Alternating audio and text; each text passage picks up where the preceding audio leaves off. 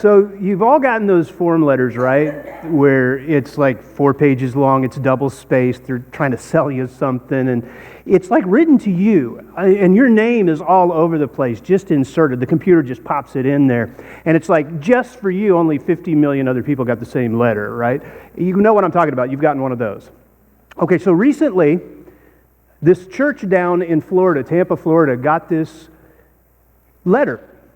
The church is named Bushnell Assembly of God. They got a form letter, and this form letter begins, let me just read it to you. Dear God of Bushnell Assembly, God, we've been looking for you. You are a finalist to receive over $11 million in sweepstakes. So don't just sit there, God. Return your sweepstakes form today. And it goes on, for 4 pages.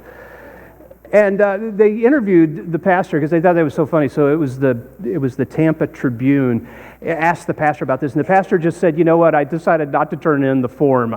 I figured God already had $11 million." But think about the statement that the form made. It said, "God, we've been looking for you." Now, it's really cool how God works in a service. Hugh said, "Oh, look, the songs, they match up with my meditation."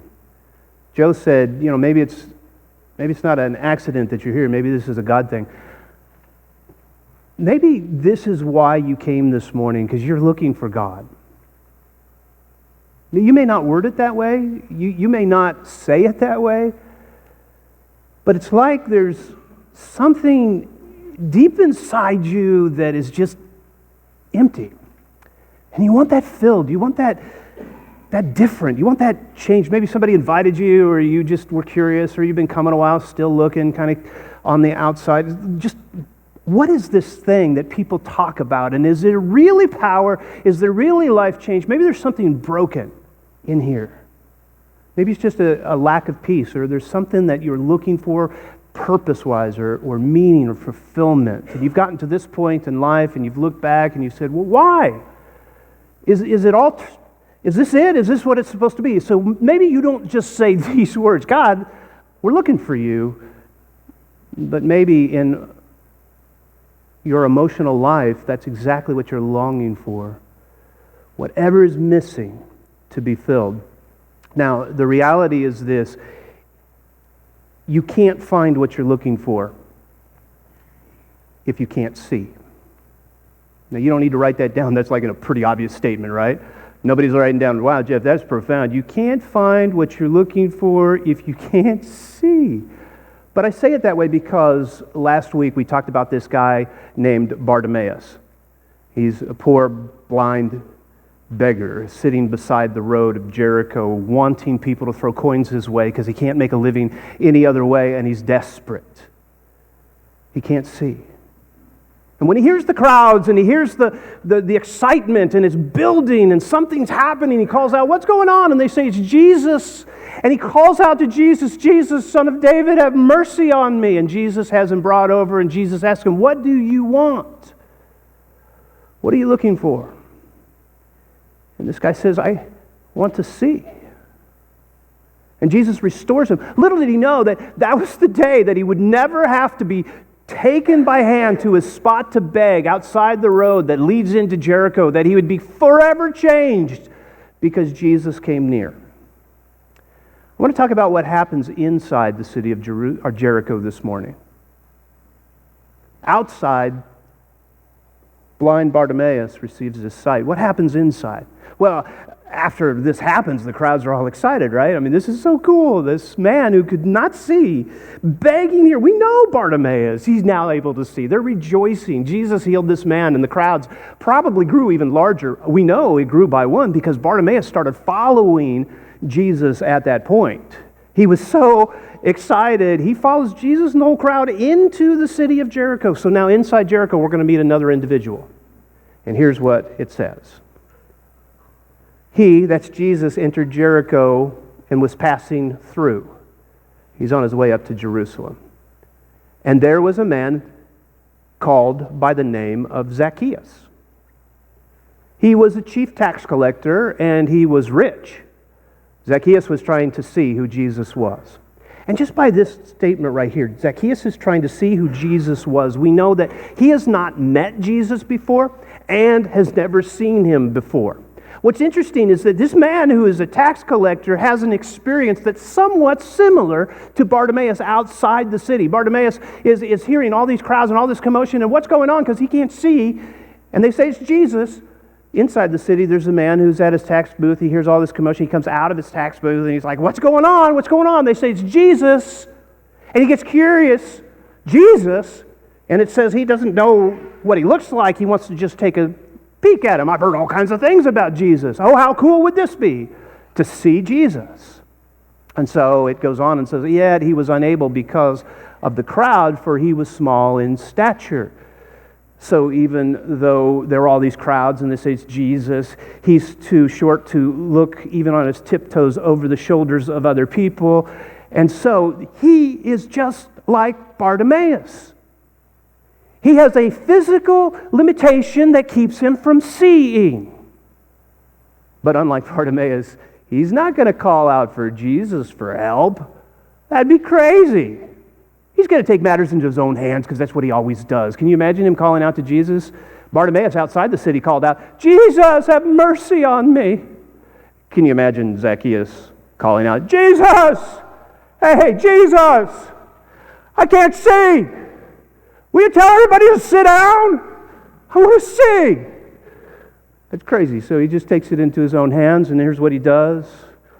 So he ran ahead and climbed up into a sycamore tree in order to see him, for he was about to pass through that way. This is how Bartimaeus deals with life. He takes care of problems on his own. He solves them himself. He finds a tree nearby. He knows the crowd is moving in this direction. He jumps up in, climbs onto a branch, sits down, just wants to see. So you have two blind men, right? Both wanting something from Jesus. Outside the city, the man wants Jesus to heal his sight. Inside the city, the man wants just to see Jesus with his own eyes. One doesn't want Jesus to pass by without healing him. Have mercy on me. The other is perfectly fine with Jesus passing by. Go ahead, pass by. I just want to get a good look at you. That's all I want. I wonder, though, this morning, how many of us are like Zacchaeus up in a tree? Maybe sitting out on our limb, maybe a few of the branches kind of covering us up so that we're just kind of peeking out. You're just sitting there peeking out. You just want to see Jesus. You know, you've heard some things. Again, maybe you were invited by somebody. Maybe this is, a few times for you, and you just want to see what's going on and observe. And so you're in your tree, perfectly content to let Jesus pass by. Right?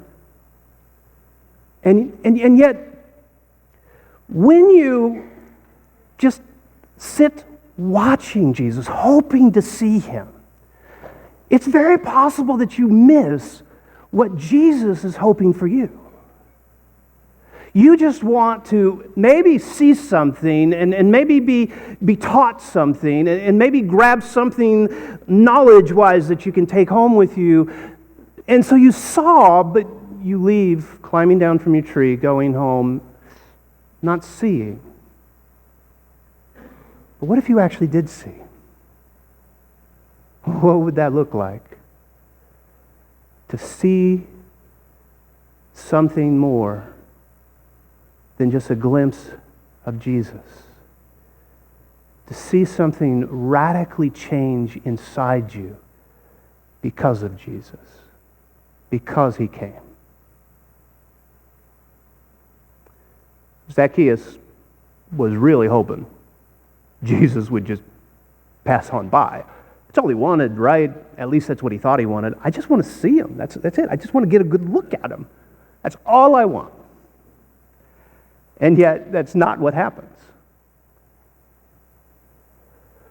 When Jesus came to the place, what place? Where the sycamore tree is. When Jesus came to the place where the sycamore tree, maybe beside the road, maybe the bough is kind of over the road, maybe he's just kind of sitting there a little bit over the road. We don't know exactly what it's like. We have our ideas that it was so obvious he's up in that tree, but I wonder if it wasn't so obvious that he's up in that tree, maybe even crouched down, really not wanting to be seen. He just wants to see. And Jesus stops, though, and looks up. What do you think Zacchaeus is thinking in that moment when Jesus looks up at him? Then the eyes connect. Oh no, he sees me. This wasn't part of the plan. He probably, thought highly of himself, and even though he's got this really low, crude position that he works, but, he's got money, and he flaunts it, and his house is filled with all kinds of nice stuff, and the Roman government loves this man because he's working for them. Oh, no. He sees me. This is embarrassing. Just move on, Jesus. Just move on. But Jesus says, Zacchaeus! Oh, no, he doesn't just see me. He knows me. And now everybody is looking at Zacchaeus. All eyes are up in the tree. What's he looking at? Oh, there's Zacchaeus. Zacchaeus is up in the tree. People are going to be talking about him for days, that Zacchaeus. And Zacchaeus is going, oh, no, it's so embarrassing. Somebody's probably going to write a song about me or something. Zacchaeus was a wee little man. There he is up in the tree. But Jesus goes on, and Jesus says, hurry and come down, for today I must stay at your house. Oh, Jesus. You see me. You know me. I don't know how you know me, but this is crazy. There's no way you want to be at my house.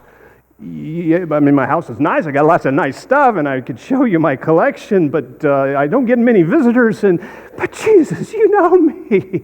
My scales are crooked. I cheat people for a living. It's sanctioned by Rome. They let me do it. I have messed with every single person out here. I've stolen from them. I'm a greedy little man. And yet the reaction that Zacchaeus gives is different than that. His reaction, we would expect that, but what he says is, or what he does is he hurries down. He jumps out of that tree and he receives him gladly. With joy, he starts bringing him home. He takes him home. This man who is so messed up in so many ways and should just, in a sense, when exposed, he sees me, no, he knows me, no. He should just collapse and fall apart, and it should ruin him. Comes out of that tree changed. And I believe it is because I'm sure he had those feelings we just described, but at the same time, he must have had some conflicting feelings that overpowered the shame and the guilt. Feelings like this. He sees me. Nobody ever pays attention to me anymore. People they pass by me and they look the other way, and I know what they're thinking, but he notices me.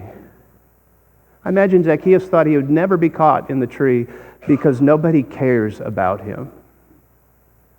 They've ignored him for years because of who he is and what he has done to them.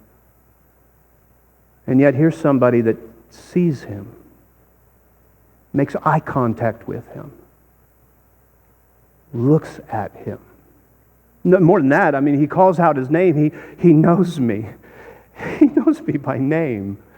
Can you imagine the kinds of names that people came up with? Zacchaeus probably has not heard his own name being said, and it's one of the sweetest things for us to hear our own name, isn't it? We love for somebody to just say us, to acknowledge us, to see us, to speak our name. And nobody has called him by his actual name, probably, not even his own mama, because he has just totally ruined every relationship in his life with his lifestyle, with his choices, with his betrayal of the people. There's all kinds of names they have for Zacchaeus, but Zacchaeus is not one of them. And Jesus says, Zacchaeus. He knows me. And there's one more thing that we could add to the list, and it's the most important thing, and it's the one thing that we want more than anything. We want to be seen. Oh, we want to be seen. We want to be known. We want to be known so intimately that people can sometimes anticipates our need. We desire to be known that way. But there's one thing we want more than any other, and we want it from one another, and that is to be accepted. We want this. He accepts me must have rocked him to the core of his soul. He said, I want to dine with you, one of the most intimate things you could do. And in our culture, it is really cool to sit down with somebody over a meal. In that culture, it was even elevated higher. And so whatever feelings you have in that intimate moment, of course, like first dates, you go out to eat, and it's an intimate moment, and it's kind of embarrassing and awkward because it's that intimate moment. And it becomes, as the years go on, the romance builds, one of the most amazing intimate things that you do. But that happens in friendships as well, as really close friendships. You enjoy a meal together, and there's something just about that connection, and you long for it, and you want to just hang out together. And what Jesus is doing by saying, let's dine together, let's eat together, he is saying to him, I accept you. I see you. I see everything about you. I know what you're into. I know what you do. I know you. I know you so intimately, and I know you so well. I know your name. I know a name for you that I have that you don't even know yet, because it describes the core of who you are. I know your soul and your dreams and your hopes and your plans. I know you. Yes, I see what you do. Yes, I know you have messed up and made enemies, but I accept you for who you are. So much so, let's share an intimate meal together. And Zacchaeus runs down from that tree, runs to Jesus and drags him almost to his house. Now, we're unsure where the rest of this takes place, whether it's at his house or on the way to his house. I imagine it's on the way, and if it's not on the way, then they're eating on a patio and everybody's around, because the people start to make a accusation against this man. And I think it's really important that we understand that Zacchaeus knows it. He knows they say it about him in his heart. He knows they say about it to each other as they whisper. And I think they heard out loud them say it. And they said, when they saw it, they all began to grumble, saying, he has gone to be the guest of a man who is a sinner. Jesus, don't call him Zacchaeus. He doesn't deserve to wear a Jewish name. He is spit to us. He has hurt us. He has robbed us. He has betrayed us. He is not Jewish. He's a traitor. He's an outsider. Don't call him sinner. Call him scum. Call him trash. Don't go into his house. What are you doing? That's sacrilege. Jesus, this man is nothing. Walk away. You see the contrast? Jesus sees him. Jesus knows him. And yes, he sees the dirt in his heart, the blackness in his heart, the evil in his heart. He knows that. He sees that. He understands that. And he accepts him anyway. He welcomes him anyway. In fact, what's amazing to me is how radical a change occurred in this man, because while we want so badly to be seen and known and accepted among one another, the deepest need we have, and we don't even know it sometimes. We can't even see it sometimes. We don't even call it, I'm looking for God sometimes. But the greatest need that we have, and the greatest want that we have, and the greatest desire that we have is to be accepted by God as we are. There's something beautiful in a marriage when a man and a woman who, after the honeymoon period is over, absolutely know everything about each other and see it and know it and still accept each other anyway. Angie, I just want to personally thank you in front of everybody here. Imagine how much God sees and how much God knows, and yet he accepts you anyway. In the backdrop of the crowds yelling out scandalous things about this man, accusation after accusation, Jesus says, let's eat together. I accept you as you are. And it had a profound effect on this man, so much so in the midst of the crowds calling out, he's a sinner, don't eat with him. Zacchaeus says these words. Zacchaeus stopped and said to the Lord, "Behold, Lord, half of my possessions I will give to the poor.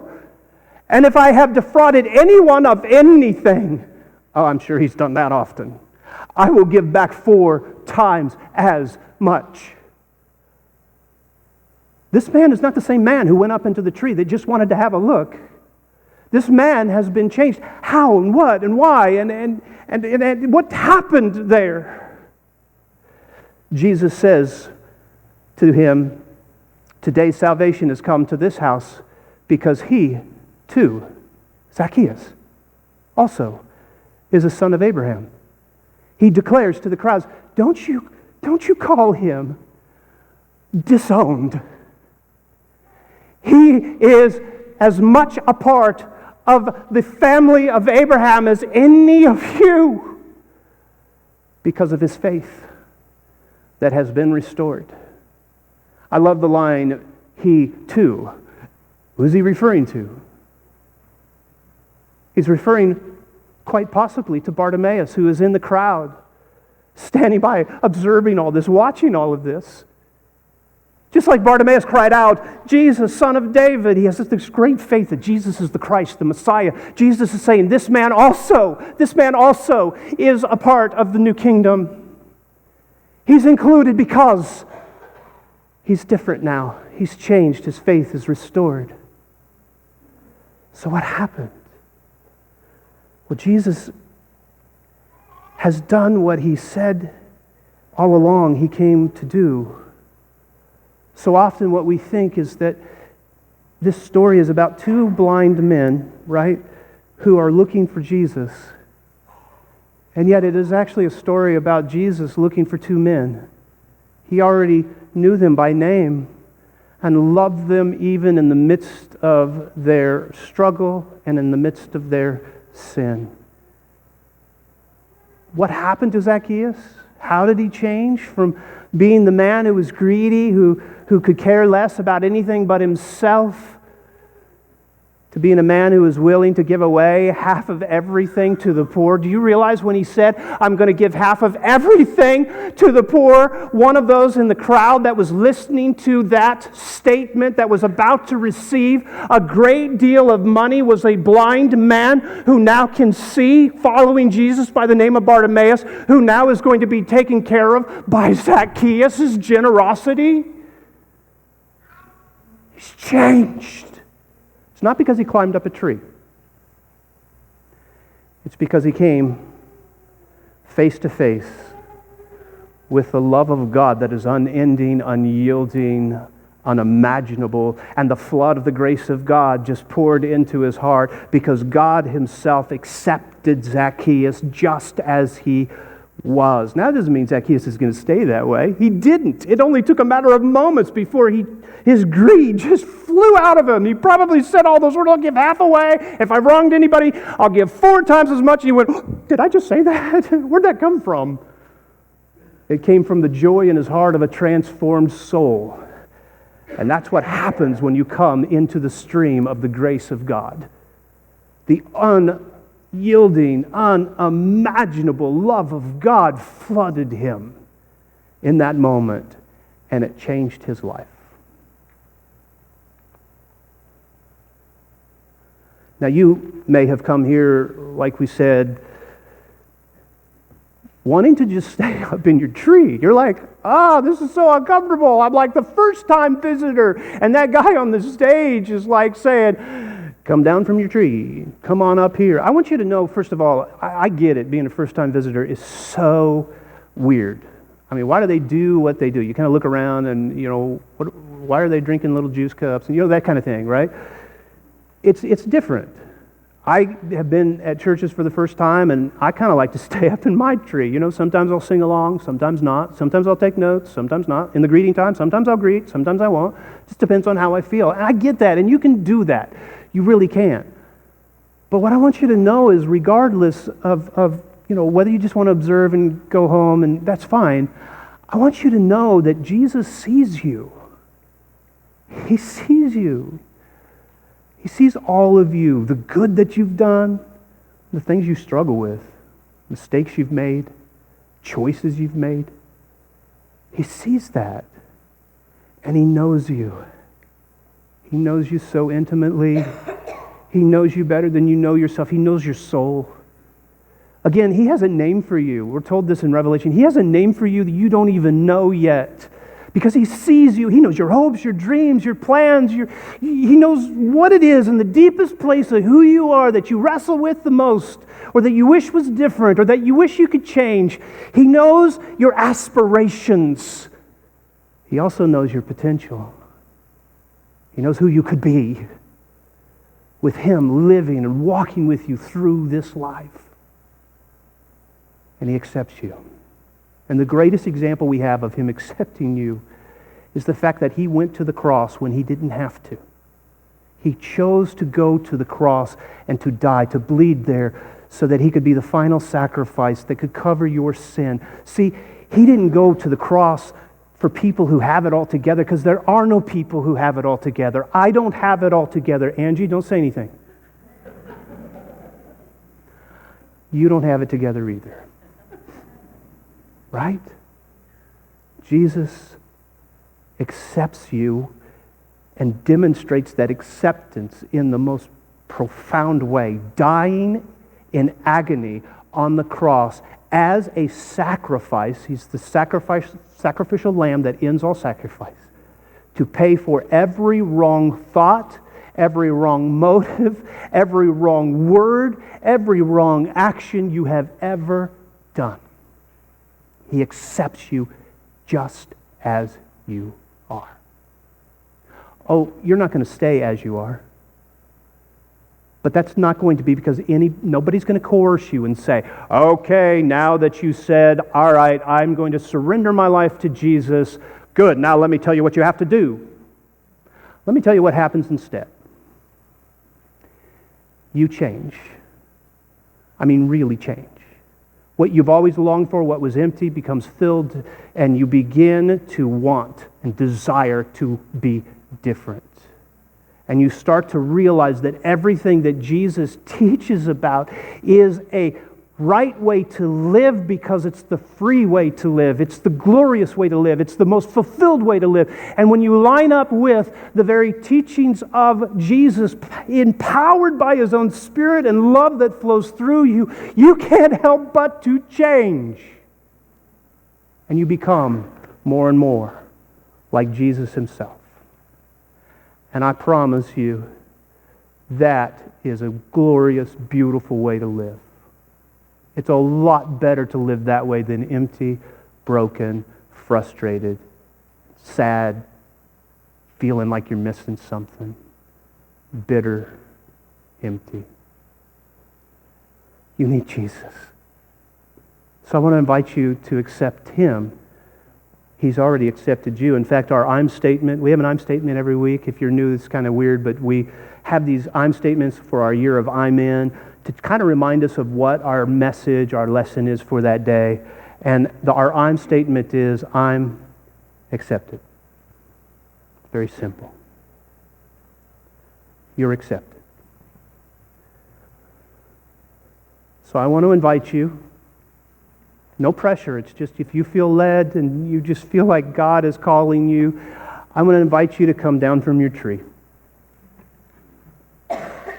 Come on up here and surrender yourself to the love of Jesus Christ. This is your invitation. We have an invitation every week. We sing a song. During that song, you just make your way up. It's also time, if you need prayer from the church, we'll pray for you at this time. If you need to rededicate your life, if you're like, I've lived with Jesus before and I've lived apart from Him for so long and I need to come home, this is your time to come home. This is your invitation. I'm going to ask that you stand. I'm going to say a prayer. Then we sing. As we sing, you come. Father God, thank you. Thank you for seeing us. Thank you for knowing us. Thank you for accepting us, just as we are. And God, I pray that you would make it so obvious to those who you need to come down from their tree this morning, that you are looking at them and you are calling them by name and you are welcoming them home. We ask this in the name of Jesus Christ. Amen. If you have a decision, come.